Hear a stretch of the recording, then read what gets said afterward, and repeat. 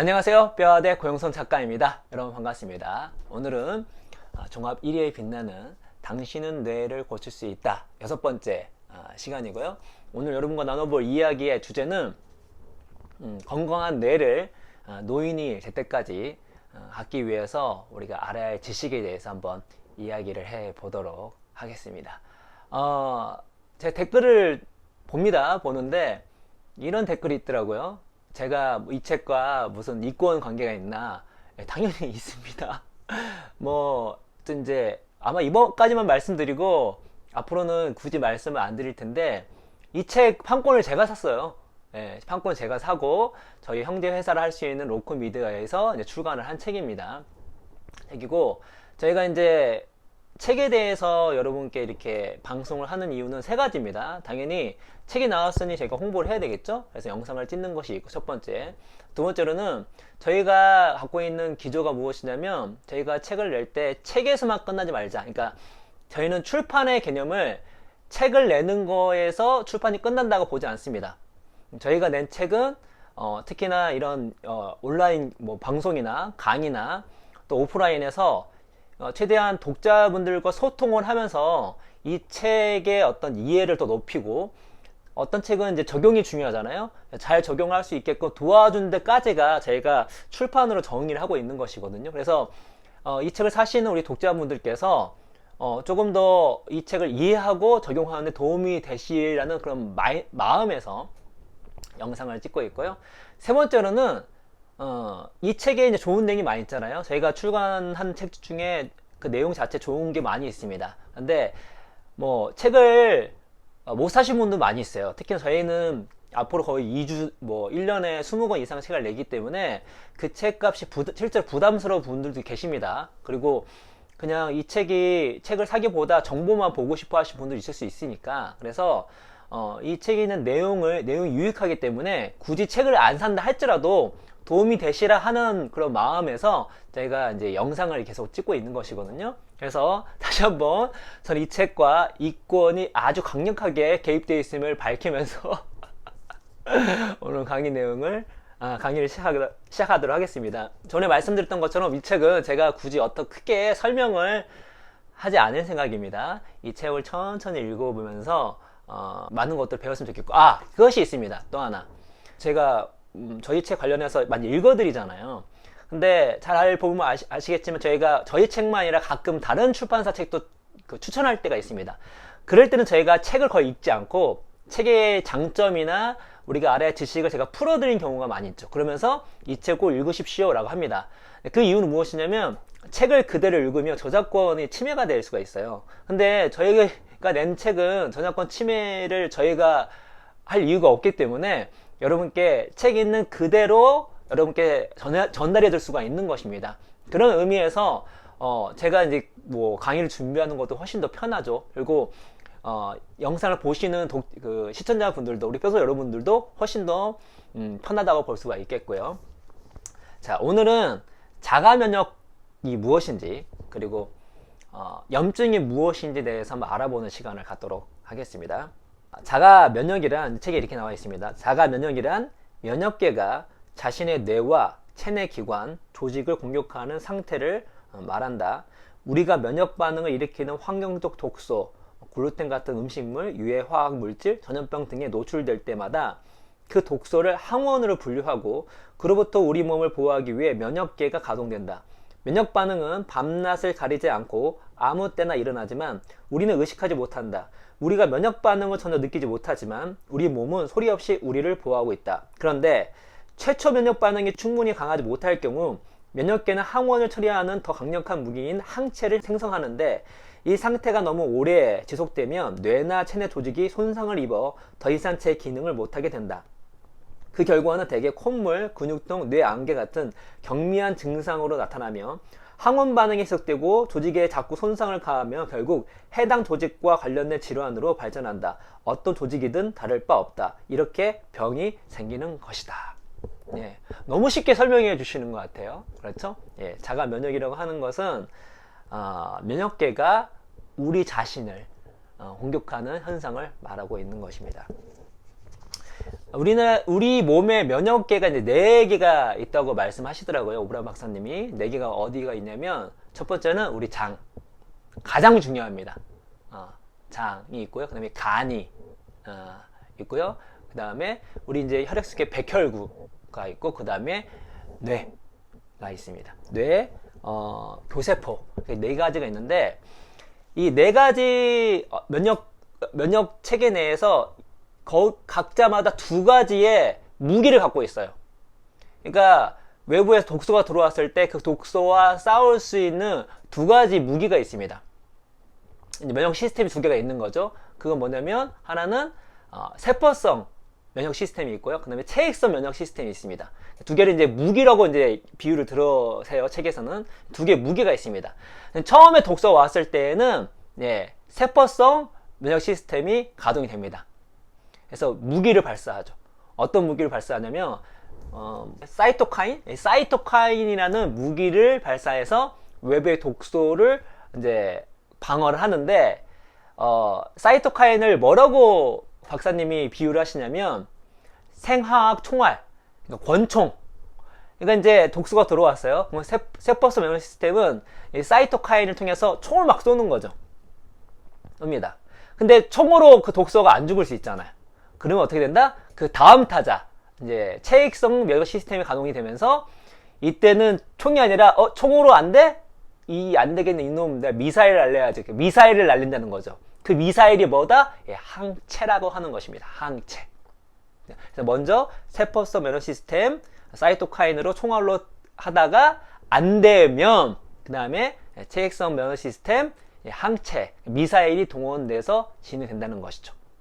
그런데 문제가 무엇이냐면, 항체는 불결한 병원균이나 음식물, 손상된 세포를 찾아 파괴한 후에도 2에서 6개월 동안 계속 혈류에 머문다. 아무 증상이 없는데도 항체 수치가 높다면 면역계가 위협 요인을 발견하고 병으로 발전하기 전에 처리하려고 최후의 수단을 동원하고 있는 신호다. 다시 말해, 우리 몸에 항체가 많으면 좋다고 생각하는데 그렇지가 않다는 거죠. 딱 이를 처리하면 항체 수치가 떨어져야 되는데 항체 수치가 항상 높게 유지된다? 그러면 뭔가 문제가 있다고 얘기하는 겁니다. 또 선천성 면역계, 이 선천성 면역계가 뭐냐면 세포성 면역계입니다. 선천성 면역계가 피로해져서 제 역할을 못하는 경우에도 항체가 증가한다. 면역계는 우리의 잡다한 식습관과 생활습관에 대응하는 역할만으로도 지칠 수 있다.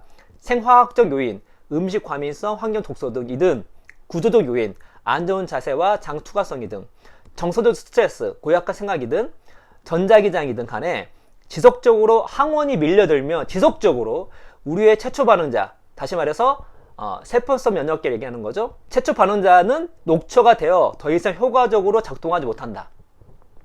우리는 얼마나 오랫동안 담배를 피우거나 탄산음료를 마시거나 달콤한 음식을 먹어왔는가. 이런 습관 때문에 몸이 손상되어 툭하면 감기에 걸리거나 건망증을 보이거나 오후 세심한 데도 기력이 급격히 저하되는 것이다. 이런 경미하지만 성가신 건강 문제는 선천성 면역계가 지쳐서 약해졌음을 시사한다 라고 얘기를 하고 있습니다.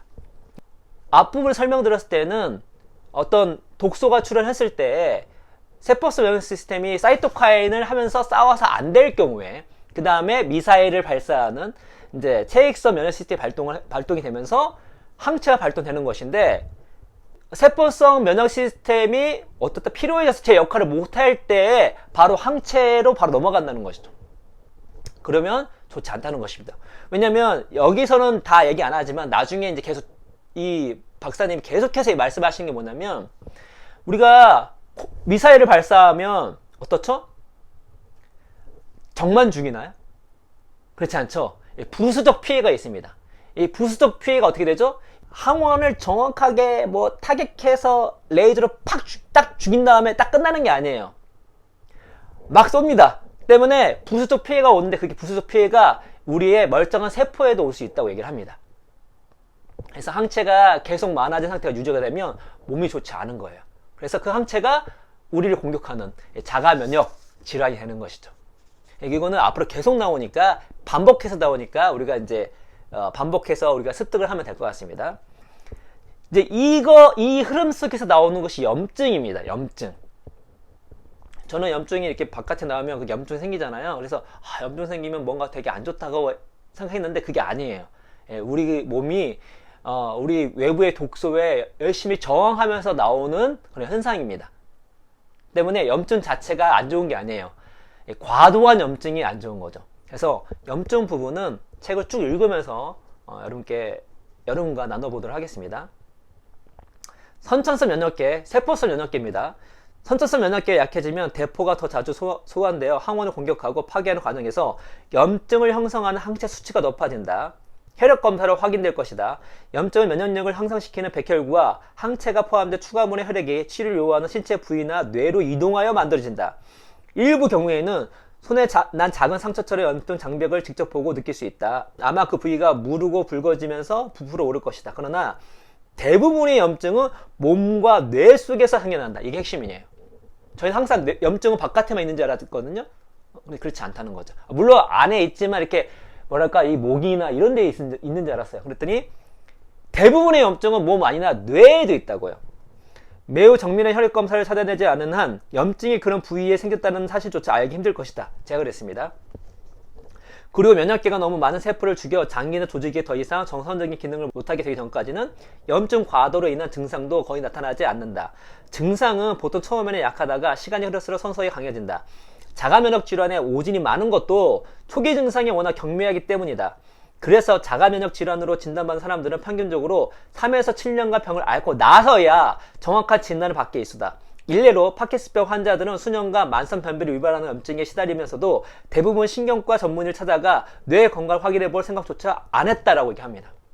그래서 자가면역 질환은 예방이 중요한 것이고요. 더 나아가서 지금 증상이 없다 하더라도 검사를 받을 필요가 있다는 것입니다. 그렇죠? 그렇다고 오해하지 말자. 염증은 본래 면역계가 우리 몸을 건강하게 유지하는 주된 방법이기도 하다. 이 점을 명심해야 염증에 대한 부당한 비난을 멈추게 된다. 염증 자체는 우리 몸에 해롭지 않다. 염증이 과도할 때 해로운 것이다.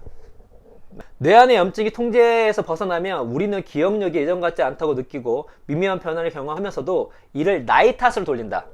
하지만 소위 전문가들이 뭐라고 말하는 간에 40에서 50대 뇌 기능이 떨어지는 것은 정상이 아니다. 일반적이긴 해도 정상적인 일이 아니다. 여러분 이게 되게 중요합니다. 일반적인 것과 정상적인 건 다른 거예요. 여러분 비정상이 많아지면 일반적으로 얘기를 하죠. 그래서 우리 착각합니다. 뭐가 일반적으로 많은 사람들이 나이가 들어서 뇌가 되게 안 좋아지고 여러가지 자가면역 질환이 생기면 이거는 되게 일반적인 현상이구나, 정상적인 현상이구나 라고 생각할 수가 있습니다. 그러나 일반적인 현상일 때 할지라도 그게 정상적인 현상이 아니라는 거죠. 다시 말해서 우리가 이 책을 통해서 좋은 생활 습관을 들이게 된다면 우리가 나이가 들어서도 뇌 건강을 유지할 확률이 높아진다는 것이죠. 왜? 나이가 들어서 뇌 건강 질환이 많아지는 것은 일반적이지만 정상적인 게 아닌 거니까. 그렇죠? 이것은 몸의 어딘가가 제대로 작동하지 않는다는 신호이며 뇌 안에서 일어난 자가면역 반응의 결과일 가능성이 높다. 이 책은 바로 이런 주제를 다루고 있다. 자가면역 반응을 제대로 이해하면 80에서 90대까지도 총명한 정신으로 살 확률이 매우 높아질 것이다. 여러분 확률입니다. 중요하죠? 다 그렇다는 게 아니에요. 확률을 높이는 거예요. 우리가 알 수는 없죠. 알 수 없지만 그러나 이거를 이해하고 실천하게 된다면 확률이 높아진다는 것입니다. 과도하거나 만성적 염증을 일으키는 것은 불난데 휘발유를 뿌리는 꼴이다. 당연히 문제가 점점 더 커진다. 염증성 연쇄 반응이 시작되는 것이다. 이게 되게 중요합니다. 염증이 정상 수준을 넘어서면 세포가 손상되고 세포 손상은 조직 손상으로 이어진다. 조직 손상이 계속되면 장기에 염증이 생기고 장기 염증이 지속되면 그 장기에 대한 항체가 증가하여 작고 성가신 장기 기능 장애가 발생한다. 장기 기능 장애가 발생하여 염증이 계속되면 눈에 띄는 징후와 증상을 유발하는 추가 장기 기능 장애가 발생하고 이러한 기능 장애를 일으키는 항체가 증가하여 염증이 계속되면 장기 또는 조직의 손상으로 이어진다. 항체의 증가와 지속적인 장기 또는 조직의 손상으로 염증이 계속되면 결국 더 심각한 증상이 나타나는데 우리는 그제야 의사를 찾아간다 하는 것이죠. 이미 폭포 아래 떨어져 소용돌이 속에서 어떻게든 가라앉지 않으려 노력하는 것이다. 의사는 적절한 구명조끼가 될 만한 약을 처방해주고 그러면 우리는 이제 TV 광고에서 가장 좋은 최신 약품이라 선전하며 살짝 덧붙이는 온갖 무시무시한 부작용에 시달릴 위험에 처하고 만다라고 합니다. 이때 그 구명조끼 치료가 그 당시에 치료할 수 있겠지만 어떻죠? 이러한 연쇄 반응이라 하는 것은 우리의 생활 습관, 우리의 환경 속에서 나타난 거기 때문에 약이 있어요. 약이 좋아요. 근데 그 약으로 해결이 안 되는 것입니다. 그런 경우가 나오는 거예요. 그래서 많은 자가 면역 질환들이 어떻다? 치료하기가 힘든 겁니다. 치료하기가 힘들어요. 그리고 그 자가 면역 질환들은 어떻게 된다? 한순간에 생긴 게 아니라는 거죠. 한순간에 생긴 게 아니라 우리의 그 누적된 독소 노출로 생긴 것입니다. 자, 그렇다면 염증 왜 통제가 안 될까? 애초에 왜 대포를 작동시켜서 이 모든 난리를 일으키는 것일까? 강물에 왜 빠졌는지 알려면 상류로 거슬러 올라가야 된다. 원인을 찾아가야 된다. 저희가 계속 말씀드렸죠? 갑상선 문제, 당뇨병, 뇌질환, 관절염 등 온갖 증상이 나타났는데도 그냥 적당한 구면조끼를 구해 입고 계속 떠 있으려만 하니 오늘날 의료 보건 시스템이 그토록 형편없는 결과를 얻는 것이다. 만성염증은 조명 스위치가 항상 켜져 있는 상태와 같다. 혹시 집안에 인기척을 인식하여 자동으로 켜졌다 꺼지는 조명이 있는가? 면역계가 하는 일도 이와 같다. 조명 근처를 서성거려 보면 우리가 있는 동안 켜진 조명은 거기서 멀어지고 나서도 몇 분 후까지 그대로 켜져 있다. 우리 몸도 민감하게 반응하는 환경적 독소에 계속 노출되며 그것이 새로운 독소든 이미 세포 안에 잔뜩 축적된 화학 물질이든 간에 몸을 보호하기 위해 많은 염증이 계속 생겨나게 된다. 염증은 통제가 안 되는 것이 아니라 우리 몸을 보호하려는 것이다. 원래 보호하려고 하는 거예요. 근데 복식, 무술 훈련, 축구나 풋볼 같은 스포츠를 하다가 가끔씩 머리에 타격을 입을 때도 염증 스위치는 계속 커져 있게 된다. 그러면서 이런 미식축구 하신 분들, 그런 분들 같은 경우가 다른 일반인분보다 어떻다? 예, 뇌에 관련된 염증 수치가 높습니다. 예, 뇌에 관련된 질환도 많고요. 그게 왜냐면 염증이 생기고 회복할 기간이 필요한데 계속해서 운동을 하다 보고 특히 뇌에 충격이 오다 보니까 예, 뇌에 관련 염증이 계속 높게 나타나거나 혹은 관련된 질병이 많이 나타나는 거예요. 심지어 이 책에서는 여러 프로 그 미식축구 선수뿐만 아니라 고등학생 친구들까지도 예, 좋지 않다고 합니다. 자, 과도한 염증은 건강사슬의 약한 고리, 즉 신체나 뇌에서 가장 먼저 또는 가장 자주 문제가 생기는 부위에 영향을 미친다. 그 부위는 우리의 유전자와 선행사건, 유전자는 가족 병력이 될 수도 있겠고요. 선행사건은 지금까지 살아온 방식 때문에 몸에 축적된 환경적 독소, 예컨대 매주 참치를 먹으면 수은 문제가 발생할 가능성이 높다에 따라 결정된다. 당신의 약한 고리는 관절통이나 주의력 부족이나 피로감일 수 있다. 약한 고리가 갑상선이라면 몸이 늘 차거나 체중 감량에 어려움을 겪기 쉽다. 약한 고리가 간이라면 전보다 술에 더 약해졌다고 느낄 수 있다. 글루텐 과민성이 있다면 만성 변비에 걸릴 수 있다. 어떤 사람은 간질환이나 여드름이 생길 수 있고 어떤 사람은 주의력 결핍장애가 나타날 수도 있다. 이뿐 아니라 암, 심장병, 알츠하이머병, 파킨슨병, 당뇨병, 다발성 용화증, 건선, 류마티즘, 관절염, 루푸스 등 거의 모든 퇴행성 질환이 과다한 염증과 관련이 있다라고 얘기합니다. 이게 되게 어려운 부분이에요. 그 올고레 박사님이 이미 앞부분에 이런 말씀 하셨습니다. 뭐라고 말씀하셨냐면 이 책을 읽다면 모두에게 들어맞는 진리는 없다는 것을 알게 될 것이다. 당신 친구에게 효과적인 방법이 당신에게는 효과가 없을 수 있다. 당신의 아들에게 효과적이지만 딸에게는 그렇지 않을 수 있다. 내 목표는 당신이 올바른 행동을 더 쉽게 하도록 돕는 것이다. 이 말은 당신에게 적합한 방식이 무엇인지 정확히 발견하게 된다는 의미다. 과연 무엇이 당신을 더 건강한 삶을 이끌 것인가 라고 얘기하고 있습니다. 다시 말해서 우리가 어떤 독소가 쌓여 자가 면역 어떤 반응이 일어납니다. 그런데 그게 어떻게 나가냐면 자기 약한 고리를 나간다고요. 근데 자신의 약한 고리는 뭐다? 사람마다 다르다고요. 그러니까 심지어 그 병의 원인은 비슷한데 증상이 달라요. 혹은 증상이 같은데 원인이 달라요. 그러니까 어려워요. 그래서 어떻게 자가 면역 질환이 치료하기가 힘든 거예요. 그래서 자가 면역 질환을 치료를 어떻게 된다? 약 처방이나 이걸로 해결되지 않는 겁니다. 생활 습관을 바꿔야 돼요. 그리고 자기의 약한 고리를 찾아서 거기에 맞는 타겟팅된 치료를 해야 되는 것입니다. 매우 어렵죠. 그래서 이 분야가 계속 발달하고 있는 것인데 우리가 할 수 있는 것은 무엇이냐면 이미 아프신 분들은 한번 자기 어떤 약한 고리가 어디서부터 발현됐는지 원인을 찾아보시면서 그걸 해결하는 것도 중요하고 우리 본인 아프지 않는 사람들은 어떻게 하죠? 미리부터 예방을 하는 거예요. 그래서 제가 이게 자가 면역 질환을 일으킬 수 있는 몇 가지 가능성이 높은 것들을 하지 않아 보는 겁니다. 그러니까 글루텐 같은 경우는 어떻죠? 여러분 제가 주저차 말씀드리지만 글루텐 프리를 다 하라고 하는 게 아니에요. 전 라면 포기하지 못한다고 했잖아요. 왜냐면 저는 글루텐 과민성이 아니에요. 그런데 어떻게 된다? 예, 글루텐에 필요한 단백질이 글루텐 과민성이 있는 사람, 셀리악병이 있는 사람뿐만 아니라 일반인도 장 누수가 일어나는 연구 결과가 있습니다. 다시 말해서 그게 정확하게 인과관계로 글루텐에 민감성이 없는 사람에게 어떻게 영향을 미치는지를 정확하게 증명이 되기 힘들어요. 그런데 이 연구를 보고 저는 어떻게 결정을 내렸냐면, 나는 글루텐 프리는 하지 않을 거지만 밀가루 음식을 줄이고 좋은 음식으로 대체하겠다고 결정을 내린 거예요. 왜? 저는 글루텐 민감성이 아니지만 글루텐이 장 누수를 모든 사람에 일으킬 확률이 높기 때문에 그거를 피해가는 거죠. 그래서 저는 라면을 너무 사랑하기 때문에 라면을 먹겠지만 아침에 매일 먹는 빵을 다른 걸로 대체하고 있는 것입니다. 들었죠? 만약 약한 고리가 뇌라면 염증이 뇌 기능을 손상시켜 두통, 기억상실, 발작, 불안, 우울증, 조현병이 나타날 수도 있다. 실제로 과학자들은 뇌 안의 염증이 다른 모든 기능보다 우선하다고 말한다. 염증은 인식된 위협으로부터 우리 몸을 보호하는 생존 메커니즘으로 무엇보다 염증이 우선순위가 된다. 염증이 발생하는 위치에 따라 뇌 기능에 미치는 영향은 달라진다. 예를 들어 건망증은 뇌 안에 염증이 메시지를 전달하는 신경에 영향을 미칠 때 발생한다. 우울증은 뇌 전두엽에서 흔히 발생하는 염증의 한 예이다. 발작은 뇌 뒤쪽의 후두엽에 염증이 생겨서 일어난다.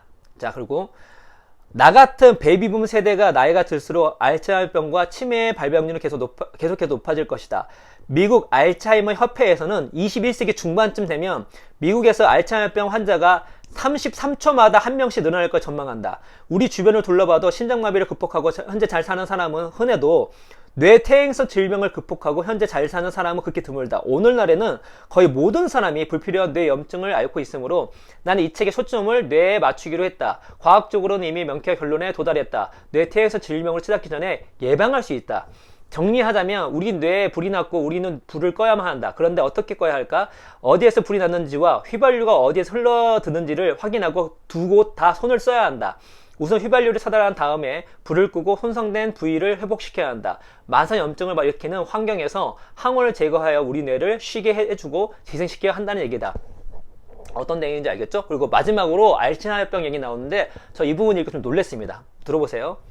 미국 알츠하이머병 연구센터 벅 노아 연구소를 운영하는 데일 브리드슨 박사는 현재 알츠하이머병을 호전시키는 치료를 진행 중이다. 그는 2014년 11월 의학저널 에이징이 발표한 최초 논문에서 10명의 알츠하이머병 환자 중 9명을 5년 만에 완전히 회복시킨 연구 결과를 소개했다. 그의 환자들은 다시 일터로 돌아가거나 연구소에서 나와 가족들과 함께 집으로 돌아갔다. 그들은 완전히 원래 상태를 회복했는데 이는 거의 기적에 가까운 일이다. 브레드스는 대체 어떻게 한 것일까? 그는 질환의 원인이 되는 메커니즘을 살펴보고 문제가 되는 부분을 고쳤다. 본질적으로 기능의학의 원리에 따라 뇌 안에 불을 꺼뜨렸다. 염증을 일으키는 37가지 요인을 찾아내어 불을 끈 것이다. 이 책을 읽다 보면 그가 어떤 방법을 사용했는지 정확히 알게 될 것이다 라고 하고 있습니다. 알츠하이머병 거의 불치병이고 치료약이 없는데 치료약이 있을 리가 없어요.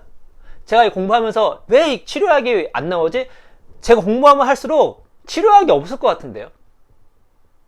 그렇죠? 왜냐면 워낙 그게 많으니까. 물론 그럼에도 불구하고 또 과학은 대단해서 나올 수도 있겠죠.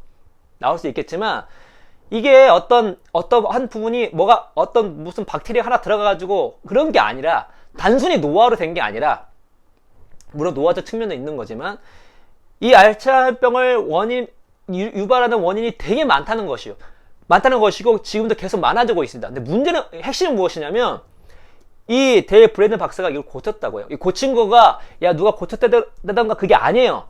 고친 걸 논문을 냈어요. 논문을 냈습니다. 그러니까 가능성이 있는 거예요. 그래서 지금 기능의학에 관심이 많은 이유가 기존 현대의학이, 전통의학이 하지 못하는 어떤 부분들을 해내는 결과들이 나오고 있기 때문이에요. 그래서 기능의학도 잘못된 걸 고쳐나가면서 발전하고 있는 것이죠. 그래서 지금 현대의학이나 전통의학이 하지 못하는 부분에 대해서 기능의학적인 부분들, 특히 과학적으로 최대한 검증되거나 과학적으로 사람들이 인정이 되는 그런 방법들을 적용할 필요가 있다는 것이죠. 이 책이 바로 지금 최신 과학들, 좀 검증된 과학적인 기능의학의 내용들을 알려주고 있는 것입니다. 알츠하이머병도 고칠 가능성이 이제 생겨나고 있는 것이죠. 그렇죠? 그래서 우리가 불치라고 생각했던 것들, 이렇게 지금 과학적으로 결과가 나오고 있기 때문에 시도하지 않을 이유가 없고요. 또 하나, 예방 우리가 안 할 이유가 없다는 것이죠. 그래서 우리가 이 내용을 통해서 자가 면역과 염증에 대해서 이제 알아봤는데, 이것만 알고 또 우리가 이것만 알고 실천한다 할지라도 우리 뇌 건강에 크게 도움이 될 거라는 생각이 듭니다. 그래서 책 있으신 분들은 꼼꼼하게 다시 한번 보시고, 제가 이 이후에도 계속해서 이렇게 책 중심으로 말씀을 드릴 테니까요, 영상 보시면 다시 한번 상기하는 여러분 됐으면 좋겠습니다. 오늘 이야기는 이것으로 마치도록 하겠습니다. 여러분 감사합니다.